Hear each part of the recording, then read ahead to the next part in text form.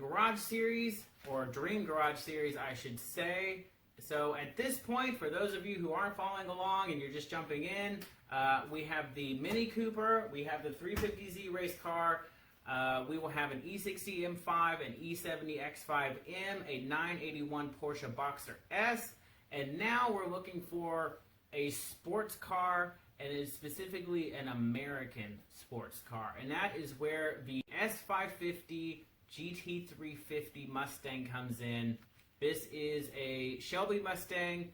It is the top of the line Mustang at the time. It has a 5.2 liter V8. Just like the M5, it will rev to 8,250 RPM. It is the first mass-produced American flat-plane crank V8, so it's going to sound unique. This car was extremely highly reviewed. Motor Trend placed it second 2 different times at the Best Drivers competition. I don't think I've heard anyone say bad things about it.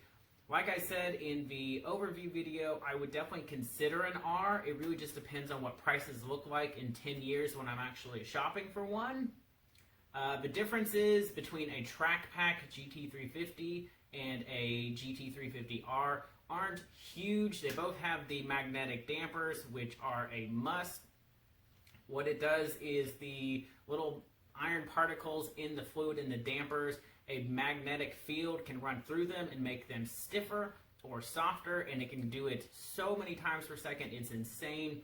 So the car can adjust mid-bump, so as the car is going over all sorts of undulations in the road, it can adjust the suspension and help the car stay as planted as possible. So suspension, amazing. Brakes, giant Brembos, they're just enormous, and definitely have no issue keeping that car under wraps. Of course, the engine is amazing, and again, the main reason I'm going for this over something like a ZL1 Camaro or even a Z28, it's just a very, very special engine surrounded by a very, very special car. All the bits and pieces come together to make something that, in my opinion, is probably the greatest American car ever made. And when I say that, I mean, if I had to pick one American car right now and you were going to give me that car and that was the only one I was going to ever have forever, that's probably the one I'm going to pick. Of course, an original GT40 would be cool, or the 2005 Ford GT, or a ZR1 Corvette, or a Celine S7, or all sorts of other different options. And there are a lot of great cars out there, but I think this one is the best. But that's just my opinion and why I want to buy this car.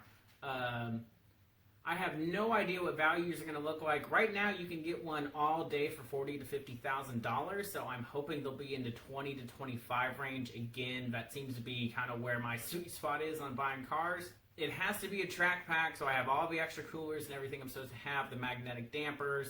I think the GT350 is a little bit of a better value than the R. I just don't know what kind of premium the Rs are going to command. I also don't want to be afraid of putting miles on an R, whereas the GT350, I think I can drive it a little bit more carefree. But with the back seat, I'll be able to take the kids to go get ice cream. I'll be able to take it on short trips. I will have a little bit more room to take things to the track, because the car will definitely see track time. So it just seems like it's a little bit of a better option for me. But again, who knows what will happen in 10 years' time. For modifications, I don't really have anything planned other than a tune, just to unlock a little bit of extra power.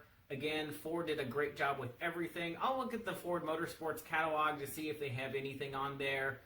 We'll probably do an oil catch can just because it's just a small little thing to help keep the engine under wraps. But it already has all the extra coolers and giant radiators and roll bars and proper springs and dampers and brakes, and everything is already pretty well set up. But if I'm going to have an American car in the garage, it's the perfect one for me. It fits in with my high revving, naturally aspirated sort of theme. It's heavy, but it's not too heavy, and it handles its weight well. It's an extremely great driver's car.